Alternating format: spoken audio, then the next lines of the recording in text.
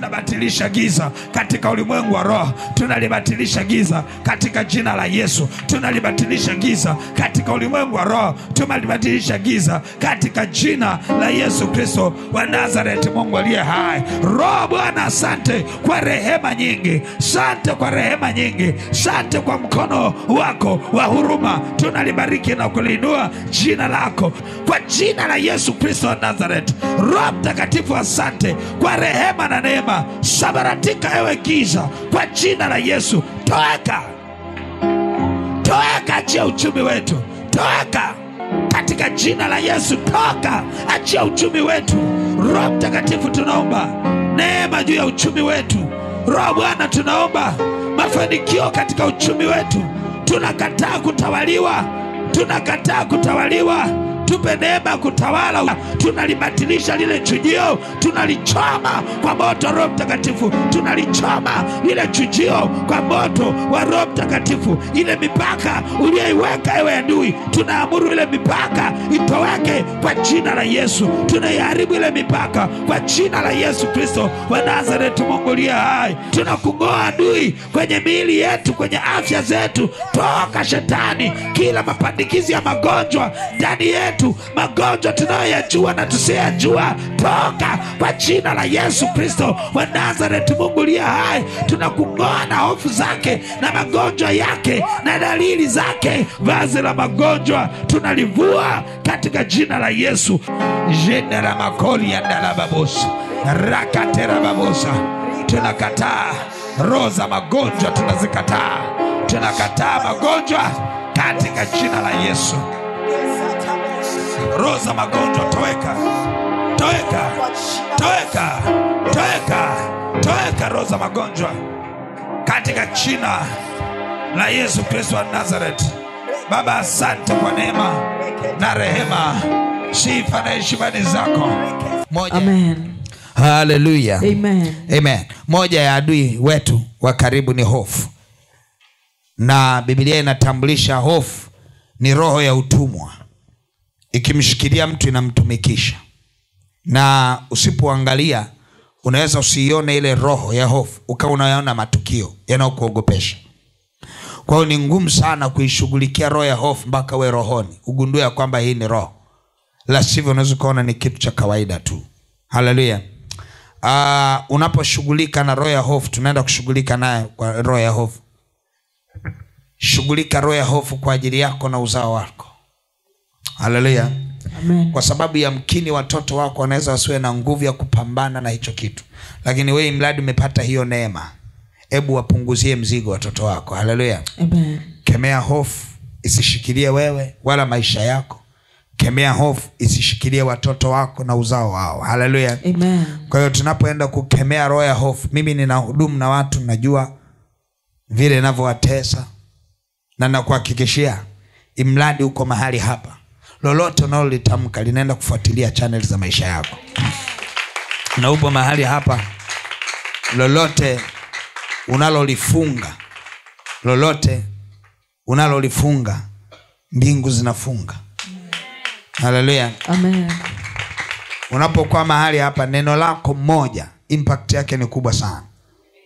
Kwa hiyo unapopata neema ya kuingia kushughulikia agenda fulani, nenda kwa ujasiri.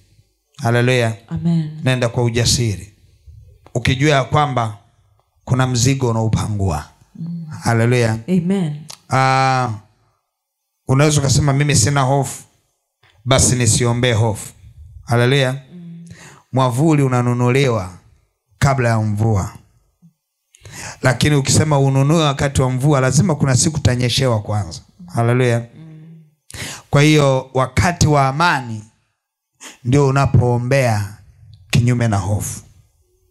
Wakati una afya ndipo unaombea kinyume na magonjwa. Haleluya. Wakati una amani ndio unaombea kinyume na faraka. Kwa hiyo ni lazima uelewe ya kwamba ujapoona ni shwari, usione ya kwamba hauna majukumu. Unatakiwa kuomba. Imradi umekusanyika katika kusanyiko lenye uwepo wa Mungu mkubwa namna hii, tumia fursa hiyo. Hakikisha kwamba unachora mstari kinyume na roho ya hofu. Tupo tayari? Amen. Tupo tayari. Amen. Sema Roho Mtakatifu. Roho Mtakatifu. Nilishawahi ogopeshwa. Na nikaogopa. Sitaogopa tena. Watoto wangu hawataogopa tena. Ijapokuja dhoruba. Nitauona ushindi. Kabla ya yote. Watoto wangu wajapo walikutana na dhoruba. Watakiri njia zako. Watakukiri wewe. Wewe peke yako. Nawe utanyosha mapito. Bwana Yesu. Ninakataa hofu. Hofu ya magonjwa. Hofu ya kiuchumi. Hofu ya kutokuoa ama kuolewa. Roho Mtakatifu, ninaomba neema yako. Ninakataa hofu. Ninaiharibu hofu. Utumwa huo na uvua leo. Sitaogopa tena. Katika jina la Yesu. Twende mbele za Bwana.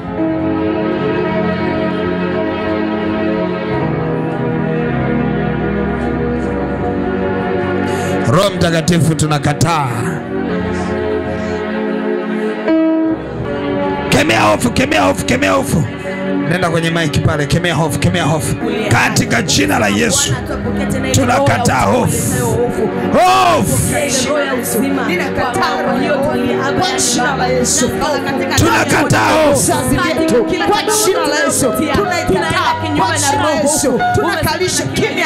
Tunakataa hofu katika jina la Yesu. Hatutaogopa katika jina la Yesu.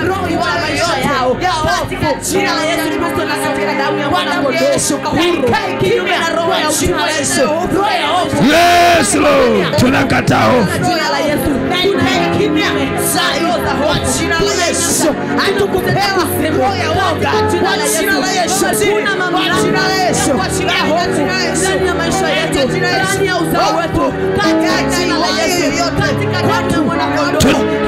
Lesheterebosaya ramakora babosa. Rakatera mukozetereke zeterebosaya. Lesheterebosaya ramakaria. Yes Lord, yes Lord, yes Lord. Kata hofu, kata hofu, kata hofu. Yana ramakaria doloko zeterebo. Zeterekaria doloko leba zeta. Toeka cha maisha yetu katika jina la Yesu. Toeka, achia maisha yetu, achia familia zetu, achia watoto wetu. Toeka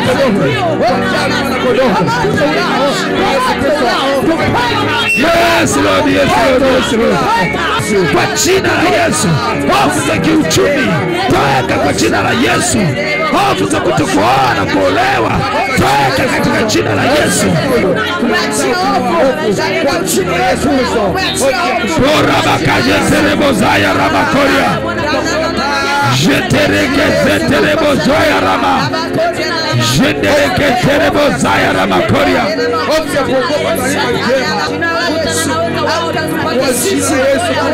Giza tunalisambaratisha kwa jina la Yesu. Giza tunalisambaratisha.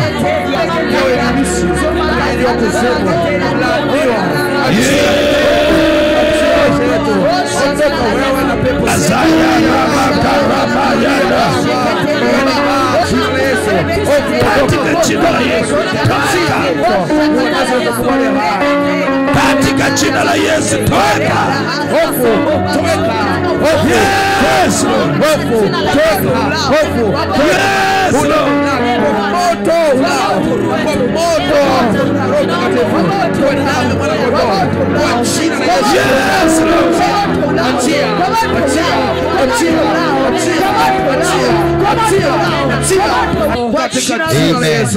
Amen. Amen. Tunaenda kushughulika na madhabahu. Hamna kitu kigumu sana kama wewe unang'ang'ana na Yesu, lakini madhabahu za familia zinakufikia. Ni lazima ujitenge na madhabahu nyingine zote. Unapojitenga na madhabahu zile, unajitenga na maagano yao. Unajitenga na shughuli zinazoendelea kila siku kwenye zile madhabahu. Unapofanikiwa kufanya maombi ya namna hii, unaanza kuona wepesi. Mara nyingi sana uzito na mateso ya watu wengi hayajatokea kwao, mengi yanatokea kwenye familia. Sasa tunataka twende mbele za Bwana, tutaharibu zile madhabahu za familia, zikatae. Yani leo nataka ufanye uasi kwenye zile madhabahu. Kataa. Amen. Waambie mimi sio wa kwenu. Amen. Tangaza uasi. Sema mimi ni wa Kristo. Ninyi sio wa kwenu. Taja jina lako mara kwa mara. Ukisema mimi Pastor Miamba sio wa kwenu, enyi ukoo wa Miamba. Ninawakataa. Mimi Pastor Miamba sio wenu. Mimi ni wa Yesu. Nimekombolewa kwa kazi ya msalaba. Niko katika agano la agano jipya lililomwagika pale msalabani. Ninayakataa maagano. Damu zote mtakazomwaga kwenye vilinge vya kichawi hazinihusu.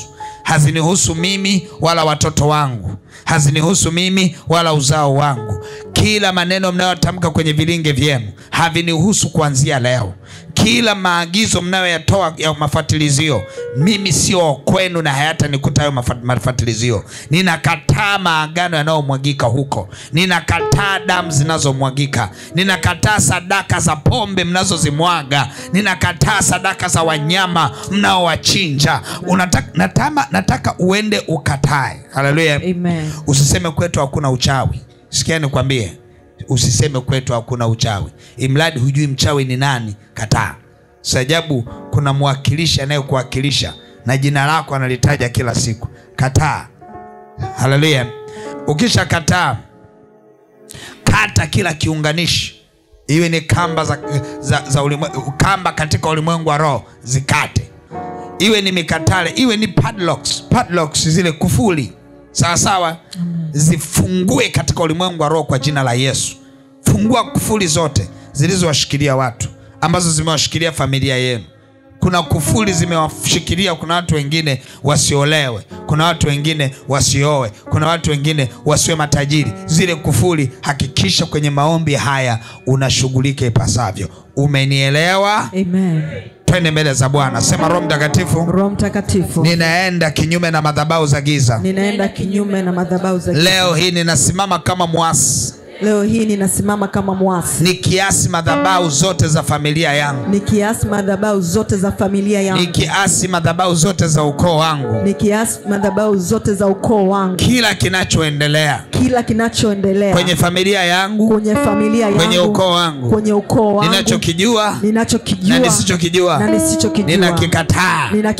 Kuanzia leo ninajitenga, ninaasi, ninaondoka, ninalifuta jina langu, ninajiondoa, mimi na uzao wangu, ninajiondoa kwenye madhabahu za familia yangu, kwenye sadaka zinazomwaga kwenye familia yangu, kwenye kila kinachoendelea kwenye familia na ukoo wangu, ninakataa leo. Twende mbele za Bwana.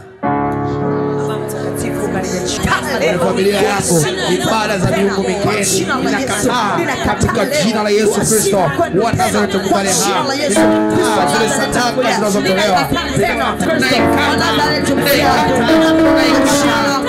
kwa jina la Yesu, kwa jina la Yesu, kwa jina la Yesu, ninakata unganishi, ninakata Bwana, kwa jina la Yesu Kristo, ibada zote moja. Tunababa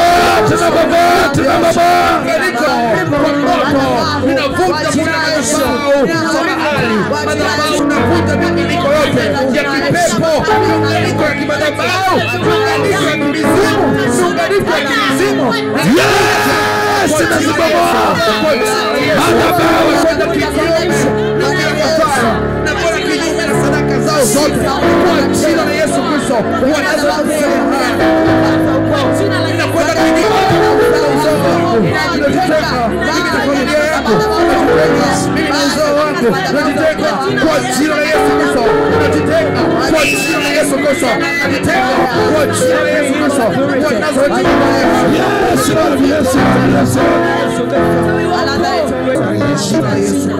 Yes, yes, Lord. Amen. Amen.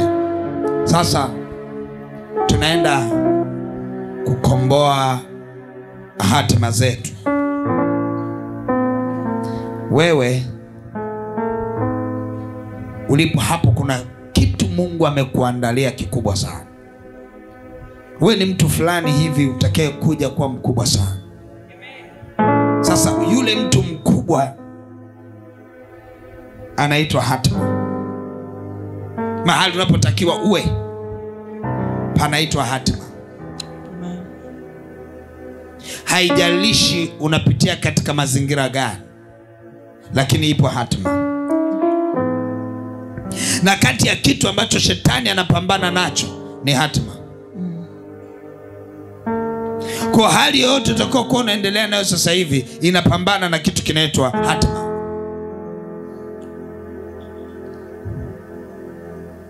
Unaweza kujiona sasa hivi hauna fedha, wewe ni tajiri mkubwa sana, lakini kinachopigwa ni ile hatima.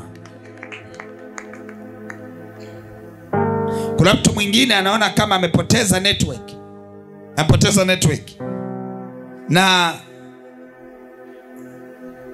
ile saa 8 nilikuwa naongea na watu hapa, saa 8 usiku, ile saa 8 usiku nilikuwa saa 7 saa 8 nilikuwa naongea na watu hapa. Nimeongea na watu 5. Nimewapa maelekezo. Yale maelekezo ni hatima. Yaani nagusa kwenye hatima. Sidili na kitu kingine. Mimi nadili na hatima. Kwa sababu ni rahisi sana usipopata maelekezo, unaweza ukashindwa kujua uombe nini. Ufanye nini. Na sasa hivi tena mtakapoenda kupumzika, nitabaki na wengine 5 tena. Nitaongea nao. Ukifika na kuambia hatima yako, halafu na kuachia uende ukaishughulikie. Mpaka tunamaliza hii semina, kila mtu nitakuwa nimemwambia yampasayo. Adui anapambana na hatima. Unajikuta wewe unapambana sana. Kumbe wakati unapambana na adui, naye anapambana usifike unakotakiwa kwenda. Lakini maombi ya namna hiyo ya usiku wa leo tunaenda kumshinda. I'm telling you. Tunaenda kumshinda. Mahali umeshikiliwa, tunaenda kuondoka mahali hapo. Kamba inakatika. Leo hii kamba iliyokushikilia inakatika. Kamba iliyoshikilia uchumi wako inakatika. Kamba iliyoshikilia ndoa yako inakatika. Kamba iliyoshikilia afya yako inakatika. Lazima ukombozi wa hatima ufanyike wakati huu. Upo tayari kuingia kazini? Amen. Upo tayari kuingia kazini? Amen. Kata kamba iliyokushikilia kuielekea hatima yako. Kata hiyo kamba. I'm telling you, wewe ni mtu fulani. Wewe ni mtu fulani. Wewe sio wewe unayepitia hayo mapito. Hiyo sio hatima yako. Kuna mahali unaenda. Tutavaa mavazi ya vita wakati huu. Tukomboe hatima zetu. Amen. Tutakomboa hatima zetu. Upo tayari? Amen. Sema Roho Mtakatifu. Roho Mtakatifu. Ninajua unaniwazia yaliyo mema. Ninajua unaniwazia yaliyo mema. Unanipa tumaini siku zote. Unanipa tumaini siku zote. Ninajua umenipangia kuwa mtu mkubwa sana. Ninajua umenipangia kuwa mtu mkubwa sana. Lakini adui ananizuia. Kuiendea hatima yangu. Lakini leo ninasimama mahali palipobomoka. Katika hatima yangu. Ninataka kujenga ukuta. Ambao adui hawezi pita tena. Roho Mtakatifu. Nisaidie. Ninapoikomboa hatima yangu. Mbele za Bwana. Baba Mtakatifu, katika jina la Yesu, ninatangaza ukombozi wa hatima. Roho Mtakatifu, natangaza ukombozi wa hatima kwenye maisha yako.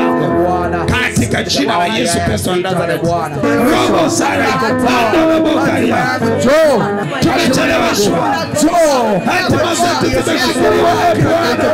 Wewe unayejua kabla ya misingi ya dunia kuwapa. Wewe unaujua mwisho wetu kabla ya mwanzo wetu. Tunakomboa hatima zilizoambiwa watu. Kushinda kunaondoka yote kwa jina la Yesu, kwa jina la Yesu Kristo, kwa jina la Yesu.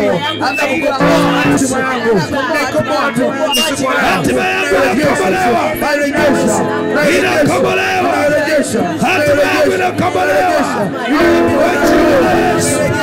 Niwe na adui, narejesha, narejesha, narejesha, narejesha hatima yangu, narejesha hatima yangu, hatima yangu ndio, narejesha, ndio miaka mingi iliyopita, narejesha leo, katika jina la Yesu, katika jina la Yesu, waketelewesha.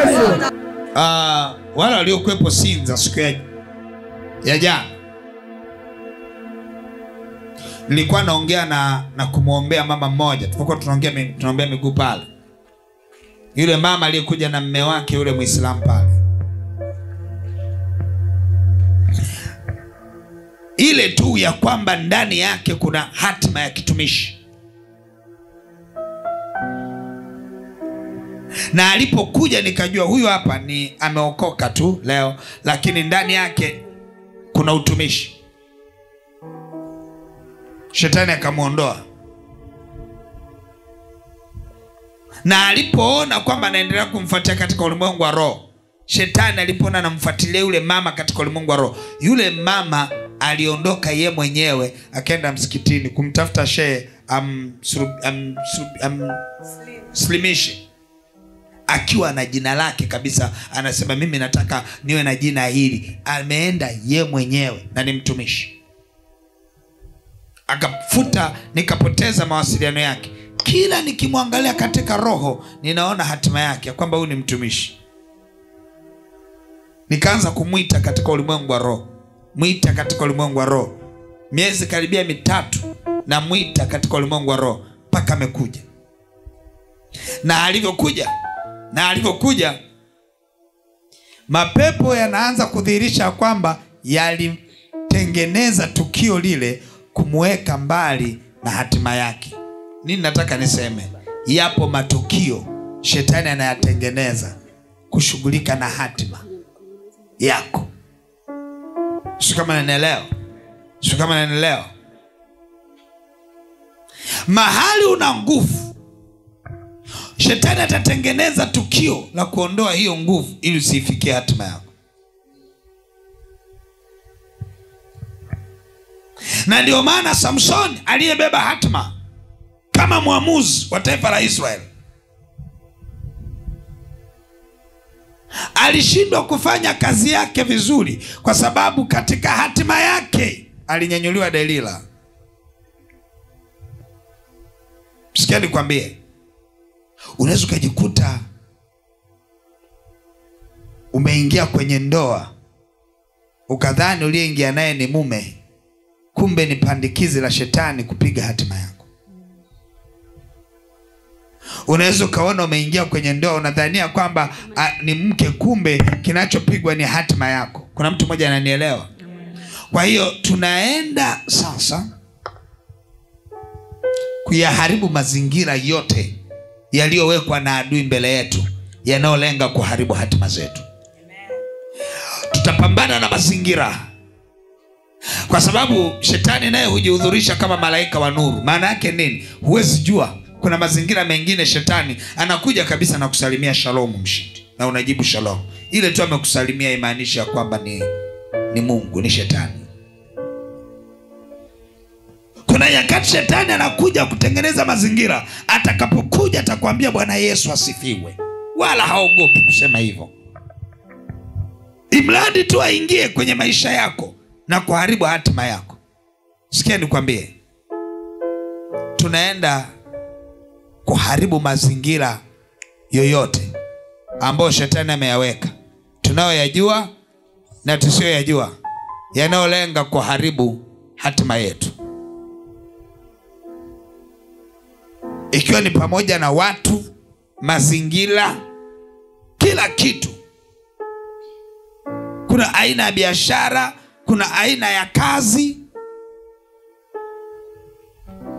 ambayo inalenga kuharibu hatima. Nataka nikueleweshe ili unapoingia kwenye kazi unielewe.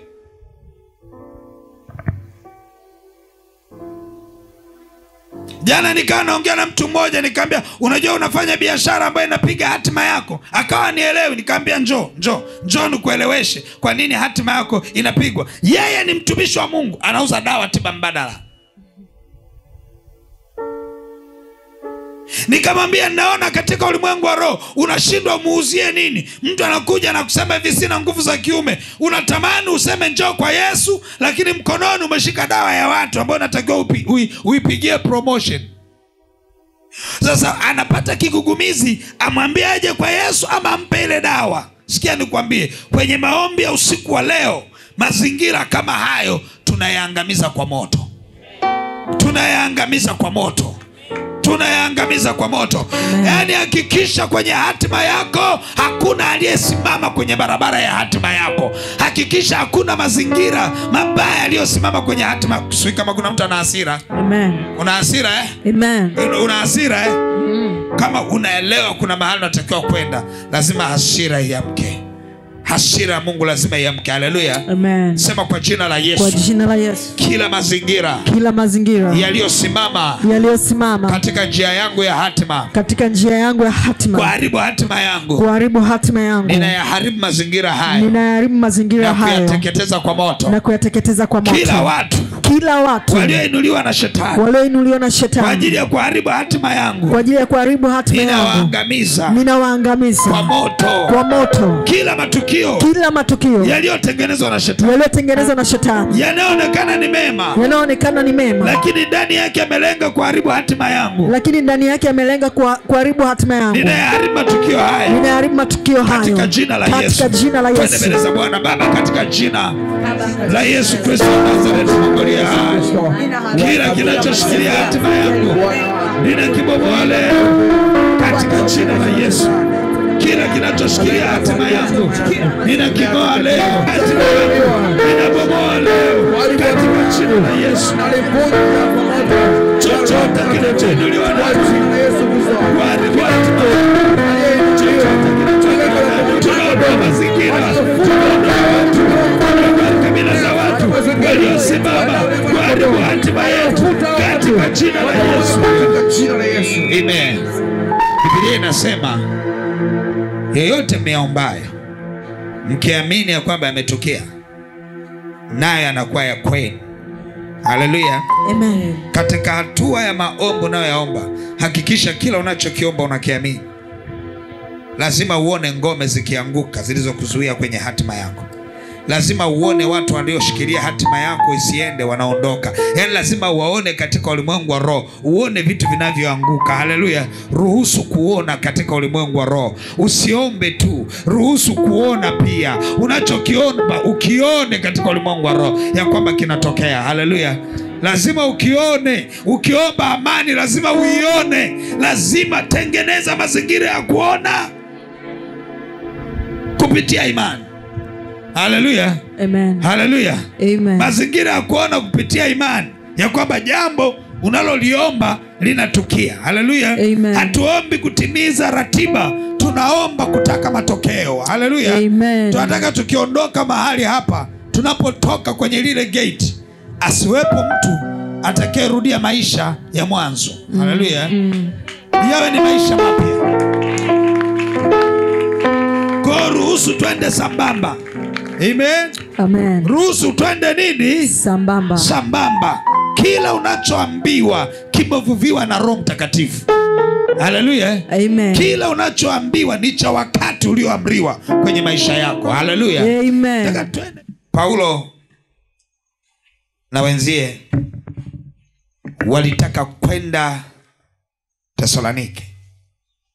Wakajaribu mara ya kwanza, wakajaribu mara ya pili, shetani akawazuia.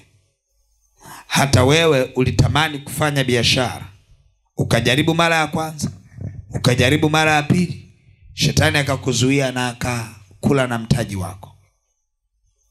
Ulitamani kuajiriwa, ukaenda kuomba kazi, ukafanya interview mara ya kwanza, Mara ya pili shetani akakuzuia na hiyo kazi kuipata. Ulitamani uende ukalime, ukaenda kulima mara ya kwanza na mara ya pili, ukaingia hasara, ukaacha kulima.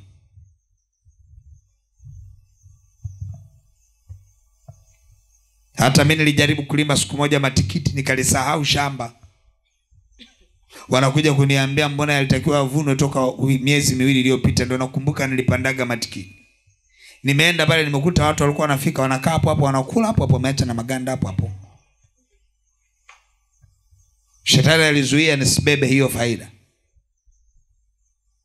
Watu wanakuja wanaona matikiti, wanaona kabisa haya mwenye shamba ameyasahau. Lakini shetani alizuia. Kwa hiyo unapoongelea hatima ina changamoto nyingi sana kuifikia. Kuna mahali unazuiliwa. Unaweza ukazuiliwa eneo la tukio, ama unaweza ukazuiliwa kwenye ufahamu wako. Kuna mtu mmoja anaelewa? Amen. Kuielekea hatima unaweza ukazuiliwa eneo, ama unaweza ukazuiliwa kwenye nini?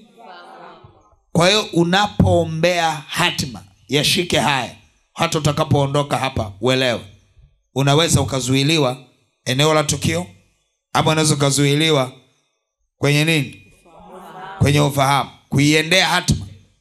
Mungu anamuuliza Musa, ni nani aliyeumba mdomo? Ninapokupa maelekezo ya kuielekea hatima, kwa nini unasema hujui kuongea? Ni nani anayeumba mdomo? Swala sio kwamba alikuwa hajui kuongea. Ukifuatisha matukio kabla hajaitwa kwenye kile kichaka, alikuwa mpepeta mdomo tu. Lakini ilipofika kwenye kuitimiza hatima, anaona hajui kuongea. Maana yake nini? Sio kwamba hajui kuongea, amezuiliwa kwenye ufahamu. Nataka nikwambie, kuna kitu unatakiwa ukifanye, lakini utawekewa woga kwenye ufahamu. Utasema siwezi. Umezuiliwa. Tuko sawa sawa? Amen. Tuko sawa sawa? Amen. Utaambiwa nenda kagombea ubunge, utasema nitaanzia wapi? Siwezi. Umezuiliwa. Kuna kuzuiliwa eneo la tukio, kuna kuzuiliwa kwenye ufahamu. Sikia nikwambie, tuna uzoefu mkubwa wa kuzuiliwa kwenye matukio. Unajaribu biashara inakufa, umezuiliwa kwenye tukio. Sawa sawa? Lakini kuzuiwa kwenye ufahamu ni nguvu ya uharibifu inayomfanya mtu hata asithubutu. Akawa na ujasiri wa biashara ambayo sio hatima yake. Hapo ndio ana ujasiri kweli kweli. Anaweza akawa na ujasiri kwenye kazi ambayo sio hatima yake. Hapa na ujasiri kweli kweli. Lakini unapokomboa hatima yako, ukakomboa kuzuiliwa kwenye eneo la tukio na kwenye ufahamu, kuna hatua nyingi utazipiga kwenda mbele kwenye hatima yako. Muulize Gideoni kwenye Biblia. Kulikuwa kuna mahusiano gani ya kwenda kukomboa Midian, kupigana vita na Midian, na familia yake? Kulikuwa kuna mahusiano gani? Anasema kwanza, mimi nimetoka kwenye familia ya kinyonge sana, na hapa nilipo niko chini ya mwaloni, ninapepeta maneno yote ya nini? Nini? Amefungwa kwenye nini? Kwenye ufahamu, kuielekea nini? Hatima. Yeremia alikuwa mtu mzima kabisa, lakini alipoambiwa sasa nimekuita kuwa nabii wa mataifa, akasema mimi mtoto mdogo. Na kuna watu wengine hapa, kuna vitu wakianza kuviwaza, mawazo yanakuja, anasema mimi ni mtoto mdogo. Una utoto gani? Una utoto gani? Hakuna utoto, lakini kuna hatima imezuiliwa kwenye nini? kwenye ufahamu. Tutakapozibua leo kwenye maombi haya, hautaogopa tena. Tutakapozibua kwenye maombi haya, utaelekea kwenye hatima yako. Uko tayari? Uko tayari? Amen. Unayo nguvu? Simama. Sema Roho Mtakatifu. Roho Mtakatifu. Chochote kilichozuia hatima yangu. Chochote kilichozuia hatima yangu. Eneo la tukio. Eneo la tukio. Au kwenye ufahamu. Au kwenye ufahamu. Ninaamuru leo. Ninaamuru leo. Kuondoka. Kuondoka. Mahali nilipozuiliwa. Mahali nilipozuiliwa. Nitaielekea. Nitaielekea. Hatima yangu. Hatima yangu. Kwa jina la Yesu. Kwa jina la Yesu. Nitaielekea hatima yangu. Nitaielekea hatima yangu. By fire. By fire. By force. By force. Mahali nilipozuiliwa. Mahali nilipozuiliwa. Nitapenya. Nitapenya. Na kuielekea hatima yangu. Na kuielekea hatima yangu. Haya, sasa twende mbele za Bwana. Baba, katika jina la Yesu Kristo, pambana kuelekea hatima. Mungu wangu nakuja mbele zako mfalme, katika jina la Yesu. kupelekea kwa hatima wale hai. Hakuna kitu kinachozuia. Unaelekea hatima. Riendele boza. Riendele bokojete. Roketele bozaya. Para badolo bozaya. Rike bozaya. Rokajete bozaya. Para badolo bozaya. Roketele boz. Riendele boz. Riendele bozaya. Para badolo bozaya. Para dele bokojete. Roketele bozaya na baba boz. Riendele bokara Maria na boketele boz. Lele bokara makaya na boz. Roketele bozaya. Nakataa sababu kwa jina la Yesu Kristo. Yes. Yes. Jetele bozaya na baba boz. Rabakara mayaka. Kwa jina la Yesu. Wepesi Bwana. Tunakombolewa. Ufahamu wetu kuelekea hatima. Tunakombolewa Bwana. Hakuna kitakachotuzuia eneo la tukio wala kwenye ufahamu. Hakuna kitakachotuzuia. Sifa na heshima ni zako katika jina la Yesu. Amen. Amen. Kila hatima kibiblia tunaona Mungu huwa anainua watu. Achana tu na alivyosema ya kwamba kwa kuwa ulikuwa wa thamani machoni pake na mwenye kupendwa, hivyo atainua watu kwa ajili yako na kabila za watu kwa ajili ya maisha yako. Hiyo ilikuwa ni kauli. Lakini tunaona Mungu akiinua watu. Akiinua watu. Akiinua watu. Nataka nikwambie kwenye maisha yako umezungukwa na watu watakao wamejiandaa kupiga hatima, lakini kuna watu ambao wataenda sawa sawa na hatima. Ni jukumu lako kuwapangua. Angalia kwenye kundi moja, Musa anatoa kila kabila wawakilishi waende wakaipeleleze ile nchi.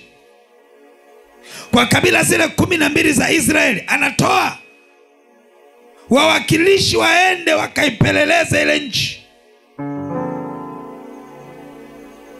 Musa amebeba hatima ya kuwafikisha katika nchi inayomiminika maziwa na asali.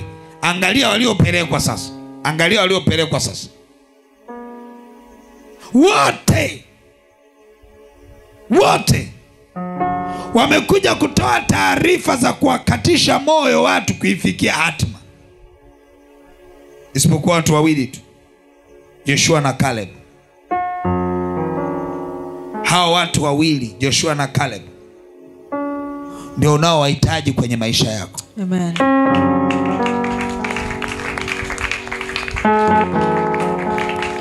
Ili uifikie hatima yako, unamhitaji Joshua wako na Caleb wako. Amen. Watakao kuja kukuambia songa mbele, ushindi wako. Amen. Unamhitaji Joshua na Caleb watakao kukuambia sikiliza, haijalishi kuna majitu kwenye hatima yako, lakini unaye Bwana. Unaye Bwana. Amen. Watu wa namna hiyo ni watu muhimu sana kwenye maisha yako. Amen. Watu wa namna hiyo ni watu muhimu sana kufikia hatima yako. Kuna mahali hauhitaji mtu mtu akusukume. Kuna mahali uhitaji mtu akuvute. Yaani kuna mahali unahitaji neno la faraja kuambiwa utafika. Hao watu ni muhimu sana kwenye maisha yako, na hao watu ni muhimu sana kuwaombea. Tunaenda kuwaombea wakati huu. Ni watu muhimu sana. Pata picha, unakutana na lile kundi la wale watu ambao walijiona mapanzi. Wanakuja kukuambukiza na wewe ghafla kuielekea hatima yako unajiona panzi. Sikia nikwambie, kati ya ombi muhimu ambalo utalifanya usiku huu ni kuwapangua wote, kumbakiza Joshua wako na Caleb wako. Amen. Haleluya. Amen. Upo tayari? Amen. Unaweza kusema, sema Roho Mtakatifu. Roho Mtakatifu. Katika hatima yangu. Katika hatima yangu. Wapo watu wengi. Wapo watu wengi. Lakini namhitaji Joshua na Caleb. Lakini namhitaji Joshua na Caleb. Katika hatima yangu. Katika hatima yangu. Kuielekea hatima yangu. Kuielekea hatima yangu. Ninamhitaji Joshua na Caleb wangu. Ninahitaji Joshua na Caleb wangu. Atakayeweza kusimama. Atakayeweza kusimama. Kuielekea hatima yangu. Kuielekea hatima yangu. Atakayekuwa na taarifa njema. Atakayekuwa na taarifa njema. Juu ya hatima yangu. Juu ya hatima yangu. Bwana Yesu. Bwana Yesu. Usiku wa leo. Usiku wa leo. Ninamleta Joshua na Caleb wangu. Ninamleta Joshua na Caleb wangu. Kutoka mashariki. Kutoka mashariki. Magharibi. Magharibi. Kaskazini. Kaskazini. Kusini. Kusini. Ninamuita. Aje leo. Aje leo. Joshua na Caleb. Joshua na Caleb. Aje leo. Waje leo. Kunipa neno. Kunipa neno. Tumaini. La tumaini. Juu ya hatima yangu. Juu ya hatima yangu. Mbele za Bwana. Baba mtakatifu. Katika jina la Yesu Kristo wa Nazareti. Ninakushukuru kwa maana unaenda kuniinulia Joshua na Caleb waliobeba hatima yangu kunipelekeza katika jina la Yesu. Roho Mtakatifu, ninaomba kwa rehema na neema umeniinulia watu na kabila zao. Ninaomba Roho Bwana neema yako. Ninaomba Roho Bwana neema zako kwa jina la Yesu na kwa damu ya Mwana-Kondoo. Terebosaya, lekendelebosaya, rabashandelebosaka, rikebosa, rabashendeles, rietereos, riekerebosa, riendelebosa. Tunahitaji watu wako e Bwana, uliowaita kwa jina lako, uliowainua. Tunahitaji Joshua wetu, tunamhitaji Caleb wetu katika jina la Yesu. Atakayeleta taarifa njema atakayangu katika jina la Yesu Kristo wa Nazareti. Baba, asante kwa rehema na neema. Asante kwa mkono wako wenye nguvu. Asante kwa kibali chako e Bwana. Amen. Amen. Amen. Amen. Amen. Amen. Wangapi wanavyoomba wanaamini? Unaamini eh? Amen. Unaamini ya kwamba unachokiomba kinatokea? Amen. Nataka nikuhakikishie maombi haya ni halisi sana kutoka mbinguni. Amen. Nimesema hapa kwa dakika moja tuombe juu ya watu ambao wataambatana na wewe. Wengine wanakupa neno tu moja. Neno moja tu. Moja tu. Nakumbuka juzi kushinda jana nilikuwa studio nafanya kazi moja hivi kwa ajili ya sinema yetu. Kuna watu wanainuliwa. Mmoja akaja, tulikuwa tunaiplay wakati tunatengeneza kitu fulani studio. Mmoja akaja akaangalia, alivyoangalia sema naomba uendelee kupeleka mbele. Akasema naomba niendelee kuangalia matukio. Akasema unajua hii sinema kubwa sana. Ninapoiangalia ninapokea. Kuna kitu nakipokea. Na kitu nakipokea. Huyo sio mtu wa rohoni. Huyo sio mtu wa rohoni huyo. Ni jamaa tu, tena amekuja amesuka nywele zake, amevaa na heleni zake. Lakini anasema kuna kitu napokea. Kuna kitu napokea. Kuna kitu napokea. Yeye anapoongea anaona ni ni kawaida kwa sababu anawakilisha kilicho moyoni mwake, lakini mimi hajui ananitia moyo kiasi gani, kwa sababu kusudi lake ni watu wapokee. Amen. Unapoona mtu wa kwanza anayeangalia anasema anapokea, inakutia nguvu. Amen. Akaanza kusema ya kwamba hii ni filamu. Nikasema ni filamu. Akasema please fanya iwe tamthilia, fanya iwe tamthilia. Anaongea hivyo, fanya iwe tamthilia, fanya iwe tamthilia. Yeye anaongea kawaida, lakini hajui huko ndani amesimama kama Joshua, amesimama kama Caleb. Ananipa habari njema ya hatima. Sikiliza, hajanipa hela wala hanisaidii chochote, wala hata anaposema fanya tamthilia hana hata chochote input kwamba tutaenda atatusaidia chochote, hakuna. Lakini neno lake tu, neno tu. Nikwambie hivi, kuna mahali unahitaji neno tu. Unahitaji neno, huhitaji hela ya mtu, unahitaji neno. Ile neno linakutia nguvu ya kupeleka hatua nyingine mbele. Unaweza kuwa unatembea namna hii, unatembea kuelekea hatima yako, hafu kukutana na mtu akakwambia sikia, fanya haraka kwa maana mbona ni pale tu, ukajishangaa mwendo umebadilika. Kuna watu na wahitaji kwenye maisha yako. Amen. Kwa maombi ya namna hii, endelea kuyaomba, usiachie. Amen. Yasiishie hapa, endelea kuomba. Haleluya. Amen. Endelea kuomba, endelea kuomba. Huyu mtu amekuja ananiambia iwe tamthilia. Kipindi hicho nimetoka kuwa na dilema, niifanye tamthilia, niifanye filamu, tamthilia, nifanye filamu. Hamnakuta mtu anakuambia kitu ambacho kinakusogeza kwenye hatima, kwa sababu unaona ndio comment ya kwanza. Haleluya. Amen. Sikia nikwambie, wewe ambaye hujaolewa ama haujaoa, unahitaji Joshua wako na Caleb wako ndio awe mme wako ama mke wako, ambaye ndani ya nyumba atakupa neno, atakupa neno, atakupa neno la kupeleka kwenye hatima. Maana kuna ndoa nyingine, yani umetoka nje umevurugwa, unakuja ndani unavurugwa tena. Lakini zipo ndoa ambazo ukivurugwa nje sawa sawa, unakuja kutulizwa ndani. Kuna mtu mmoja akawa ananishuhudia, ananiambia yani huyu mwanaume huyu,